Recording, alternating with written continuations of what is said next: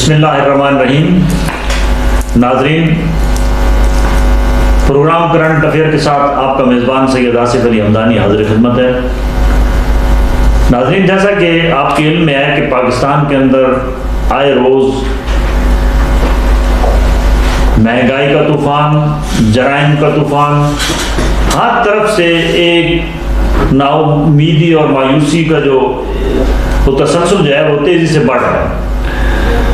اس کی بنیادی وجوہات بہت ساری ہیں، لیکن ایک بنیادی وجہ یہ ہے کہ قائد اعظم رحمۃ اللہ علیہ نے نظریہ پاکستان کے تحت ایک الگ ریاست کی آزادی کی جدوجہد، طویل جدوجہد کی، جس کے نتیجے میں اگرچہ 1947 میں ہم ایک آزاد وطن کی فضا میں سانس لینے کے قابل بن گئے، لیکن صد افسوس کہ جو نظریہ پاکستان کے اہم نکات تھے اس پہ عمل درآمد عملی طور پہ قائد اعظم رحمۃ اللہ علیہ کی جلد وفات کے بعد ہمیں دیکھنے میں نہیں ملا. مختلف ادوار میں بہت ساری اتار چڑھاؤ ہے، کبھی جمہوریت، کبھی امریت، لیکن لوگوں کے مسائل میں ہر دور میں اضافہ ہوتا گیا.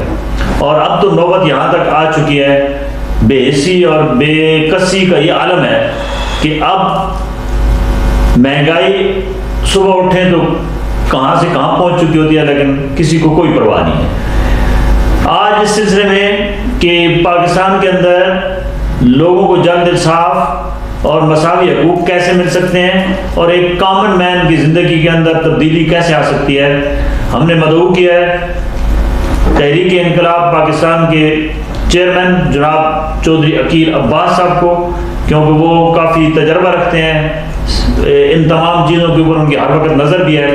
ہم ان سے پوچھتے ہیں کہ جناب آپ کو ہم خوش آمدید کہتے ہیں. چودھری عقیل صاحب تھوڑا سا اس پہ روشنی ڈالیں کہ وہ جو نظریہ پاکستان تھا وہ کہاں ہے. السلام علیکم شاہ صاحب، آپ کی بڑی نوازش، بڑی مہربانی کہ آپ مجھے اکثر جو ہے وہ یاد فرماتے ہیں. تو نظریہ پاکستان تو یہ تھا نہیں کہ لا الہ الا اللہ محمد رسول اللہ، یہ پاکستان کا مطلب یہی تھا.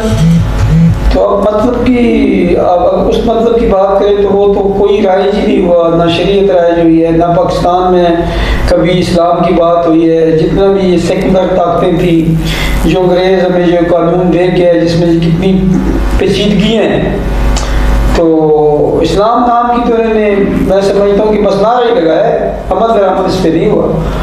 اور آج ہم ذلیل و خوار ہیں، شادی حالات ہوں، معاشرے کے جو اخلاقی حالات ہوں، سب بھی بگڑ چکے. میرے خیال میں ریاست مدینہ کا جو ماٹو تھا وہ یہ نہیں تھا. ریاست مدینہ تو پھر شریعت کی پابند ہونا پڑتا ہے. تو ابھی تک تو ہمیں کوئی دور دور تک کوئی چانس نظر نہیں آتا کہ یہ اس کو ریاست مدینہ بنائیں گے. مین فیکٹر یہی ہے، مین وجہ یہی ہے کہ ہم لوگوں نے نہ اپنے ذہنوں پہ نہ کتنی حکومتیں گزری ہیں. ماشاء اللہ آئے اسلامی نظام آئیں گے، یا ماشاء اللہ دیکھ لیں اسلامی نظام کی بنیاد پہ ہے تھا، تو اس کے بعد پھر وہ ماشاء اللہ ہی رہا ہے، سامراجی رہی ہیں، لیکن اسلامی نظام نہیں آیا. اس کے بعد آئے سیکولر طاقتیں آتی رہتی ہیں، کوئی اسلام کا نام لیتا ہے، کوئی کچھ لیتا ہے، لیکن جس بنیاد پہ پاکستان بنا تھا، جس بنیاد پہ یہ ملک حاصل ہوا، اللہ تعالیٰ نے ہمیں یہ ایک گاڈ گفٹ دیا تھا، اس پہ کوئی عمل نہیں ہوا. اور اسی لیے آج ہم، ہماری عوام، ہمارے جتنے طبقات ہیں، چاہے غریب ہے یا جو بھی ہیں، پریشان ہیں. جو سب یہ بتائیں کہ ہمارا جو ایک معذرت کے ساتھ جو انصاف کا نظام ہے وہ اس قدر تھکا دینے والا ہے کہ ایک عام اگر آدمی وہ کسی جرم میں چلا جاتا ہے تو اس کو اپنی صفائی دیتے دیتے وہ ایڑیاں رگڑتے رگڑتے وہ دنیا سے چلا جاتا ہے اور اس کو انصاف نہیں ملتا. اور جبکہ جو آپ جیسے فرما رہے ہیں کہ یہ کلمہ حق لا الہ الا اللہ محمد رسول اللہ صلی اللہ علیہ وسلم پہ یہ ریاست اس ایک کلمے کی سمجھ لو کہ بنیاد پہ وجود میں آئی ہے، تو کلمہ حق تو یہ ہے کہ جو جرم کرے اس کو شریعت کے مطابق، شریعت محمدی کے مطابق تعین کیا گیا، حدود اللہ کا باقاعدہ تعین موجود ہے، ہمارے سمجھ لو قوانین کے اندر بھی موجود ہے، لیکن یہ دیکھیں کہ پورے پاکستان میں صرف ایک شرعی عدالت ہے، ٹھیک، اس کا اور کہیں پہ بھی نیٹ ورک نہیں ہے۔ تو کیا موجودہ حالات کے تناظر میں جہاں انصاف ناپید ہوتا جا رہا ہے، ضروری ہو گیا ہے کہ یہ عدالتی نظام کے اندر اصلاحات ہنگامی بنیادوں پہ کی جائیں؟ ہر ضلع کی سطح پہ جتنی بھی، اور تحصیل کی سطح پہ اور ڈسٹرکٹ کی سطح پہ جو عدالتی جو ہمارا انصاف کا نظام ہے اس کے اندر شرعی عدالتیں قائم کی جائیں؟ جی بالکل صحیح فرما رہے ہیں شاہ صاحب۔ مسئلہ یہ ہے کہ ضیاء الحق صاحب آئے تھے تو انہوں نے بھی کہا تھا کہ میں شریعت نافذ کروں گا، اسلامی نظام، اسلامی قوانین، اسلامی سزائیں یہ ہوں گی اس ملک میں، یہ کہا تھا انہوں نے جی۔ تو 11 سال پھر کیا ہوا آپ کے ساتھ؟ اس کو بھی چھوڑ دیں، چلے دوسری تو سیکولر مطلب جماعتیں پیپلز پارٹی ہو گئی یا نون آ گئی، وہ گیو اینڈ ٹیک کر کے آتے ہیں۔ اب مسئلہ یہ ہے کہ خان صاحب کہتے ہیں کہ میں نے ریاست مدینہ بنا دی ہے، تو ریاست مدینہ کے لیے تو شریعت مسٹ ہے، کہ ریاست مدینہ تھی وہ شریعت محمدی صلی اللہ علیہ وسلم کی پابند تھی، تب ریاست مدینہ بنی۔ اب بنائیں گے، ان کا حق بنتا ہے، ان کا رائٹ ہے، ان کے پاس حکومت ہے، ان کے پاس طاقت ہے، ان کو چاہیے نا کہ یہ شریعت نافذ کرے۔ اور کس نے کرنی؟ آپ نے اور میں نے تو نہیں کرنی، ہم تو اپنے آپ پہ کرنے تو بڑی بات ہے، یہ ان کا حق بنتا ہے نا، جو یہ نعرہ لگاتے ہیں، جو یہ کہتے ہیں۔ اب چانس ہے ان کے پاس، گھوڑا بھی ہے، میدان بھی ہے، بسم اللہ کریں، عوام ساتھ ہے۔ میرے خیال میں عوام اس چیز کو ڈینائی نہیں کرے گی۔ آپ ریاست مدینہ فل بنائے جو ہے ریاست مدینہ، یہ آپ پیچھے سے بیک سے سیکولر یا کیپٹلزم والے بندے ساتھ رکھ کے تو اس طرح ریاست مدینہ نہیں بنتی پائی۔ یہ تو حالات دن بدن بگڑتے جا رہے ہیں۔ مہنگائی آپ کے سامنے، وہ بھی کنٹرول نہیں ہو رہی، اور کچھ مہنگائی کنٹرول نہیں ہو رہی، اور کچھ عوام جو ہے نا اس کو بھی کوئی اس چیز سے فرق نہیں پڑ رہا کہ یہ روز بڑھ رہی ہے۔ پرانے وقتوں میں آپ نے دیکھا ہوگا تحریکیں چلتی تھیں، چینی مہنگی ہوتی تھی، آٹا یا گھی یا جو بھی، روڈ بلاک ہو جاتے تھے، احساس تھا لوگوں کے اندر۔ اب کچھ نہیں ہے، اب یہ ابھی 146 ہے پیٹرول، جی جی، میں کہتا ہوں یہ 170 بھی کر لے، عوام نے باہر نہیں آنا۔ آپ دیکھ لیا، ان کو کچھ پرواہ نہیں، اب جیسی روح جیسے فرشتے، کرنٹ پوزیشن تو یہی ہے۔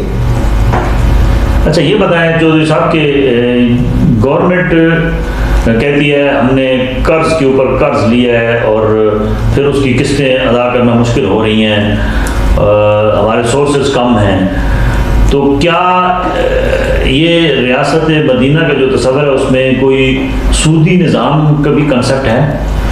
پورے جتنے آپ کے بینکنگ سسٹم ہے، جتنے بینکنگ سسٹم پاکستان میں، وہ 40 سود پہ رہے، بتائیں کہ وہ سود پہ نہیں چل رہے۔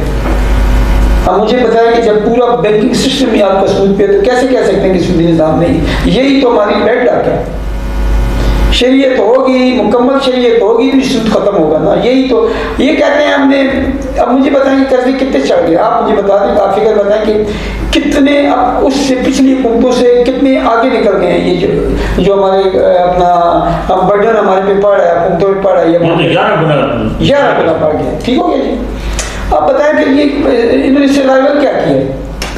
سروائیول کیا نا ایک بات ہے، 3 سال ہو گئے، 3 سے بھی ابو ہو رہے ہیں، ایک ہی ڈیلاگ ہے، انہوں نے یہ کھایا، انہوں نے یہ کھایا، انہوں نے یہ کیا، وہ بھائی ہو گئے باہر میں چلے گئے، ختم۔ آپ نے کیا کیا ہے 3 سال میں؟ 2 سال تو خیر ہے، 2 سال تو آپ کے پاس پروبیشن پیریڈ تھا، آپ کا کوئی بات نہیں، بندوں نے باتیں سنی۔ اب 3 سال کے بعد بھی کوئی سروائیول نہیں ہو رہا، کوئی اس کا آؤٹ پٹ نہیں نکل رہا۔ اچھا جو ٹیکس ہیں، مجھے یہ بتائیں کہ جو اتنے ٹیکس لگ رہے ہیں وہ جاتے کدھر ہیں؟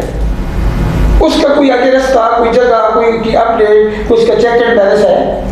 اور برائے وزیر اعظم عمران خان صاحب کے بقول کہ سابقہ گورنمنٹ میں روزانہ 10 ارب کی چوری ہوتی تھی، اگر وہ چوری بالفرض روک لی گئی ہے بقول خان صاحب کے کہ وہ صادق اور امین ہیں، تو یہ بتائیں کہ یہ 10 ارب روپے ڈیلی کا، یہ تو 300 ارب روپے بنتا ہے ایک مہینے کا، تو اس کو 3 سال پہ ملٹیپلائی کریں تو یہ تو کافی ساری سیونگ ہے، اس کے باوجود یہ قرضے کیوں لیے جا رہے ہیں؟ مجھے یہ بتائیں، ان کو یہ کہتے ہیں ڈاکو تھے، چور گئے، کھا گئے، یہ ہو گیا. اب مجھے یہ بتائیں کتنے بندے پی ٹی آئی کے منسٹر لے لیں، ایم ایل اے لے لیں، کتنے پہ کرپشن ثابت ہوئی ہے یا نہیں ہوئی؟ بالکل ہوئی ہے. وہی ہے.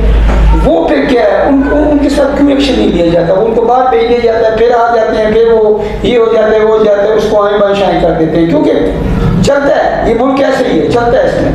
تو یہ ان کے جو ہیں یہ وہ اپنا صحیح ہیں اور وہ سارے غلط. حالانکہ وہ جو غلط تھے نا، وہ جو بھی تھے، ان غلط نے یا وہ ان کو فیک کہہ رہے ہیں، جو مرضی ہے کہہ رہے ہیں، انہوں نے کم از کم عوام کو جو ہے دیکھو نا 65 تک ان کا پیٹرول آ گیا تھا، چینی ہے، کوئی چیز دیکھ لیں، خاص کر خود و نوش کھانے پینے کی، بالکل ہی وہ پیچھے بالکل بیک پہ لے آئے تھے. ان سے نہیں ہو پا رہا، حکومت ڈیلیور نہیں کر رہی، صاف سی بات. جی ناظرین، یہ تو بالکل حقیقت ہے کہ کیونکہ خان صاحب کنٹینر پہ کھڑے ہو کے خان صاحب مختلف بڑے بڑے جلسہ عام میں کہتے تھے کہ میرے پاس ایک بڑی ماہر لوگوں کی ٹیم ہے، جو ہی اگر میں اقتدار میں آیا تو سارے قرض بھی اتر جائیں گے، لوگوں کی زندگی بدل جائے گی، نیا پاکستان بن جائے گا، لوگوں کے معاشی حالات ٹھیک ہو جائیں گے. لیکن ناظرین سب کچھ آپ کے سامنے ہے کہ سب کچھ اس کے برعکس ہوا. نہ ہی لوگوں کے حالات بدلے بلکہ لوگوں کی زندگی جرن ہو گئی، نہ ہی لوگوں کے معاشی جو ہے وہ اسٹرکچر تباہ، وہ ٹھیک ہونے کے بجائے روح بزوال ہو گیا، نہ ہی نیا پاکستان بن سکا، نہ ہی یہ قوم بن سکی. اب ہمیں اس بات پہ ضرور ہر بحیثیت ایک پاکستانی غور و خوض کرنا ہوگا کہ یہ کوئی حکومت بھی ہمیں ٹھیک نہیں کر سکتی جب تک ہم خود اپنے اندر اتفاق اتحاد پیدا نہیں کریں گے. اپنے اندر جو بھی ہے وہ چھوٹی چھوٹی جو خلفشار ہیں، جو اختلافات ہیں، ان کو دور کر کے ایک جان ہو کر جب بھی کوئی ہمارے ملک کے اوپر یا ہمارے اسلام پہ جب بھی کوئی برا وقت ہے تو ہم جب تک یکجان ہو کے اس کا مقابلہ نہیں کریں گے تو ہماری داستان نہ رہے گی داستانوں میں، اور ہمارے ساتھ یہ ہوتا رہے گا. بہت شکریہ.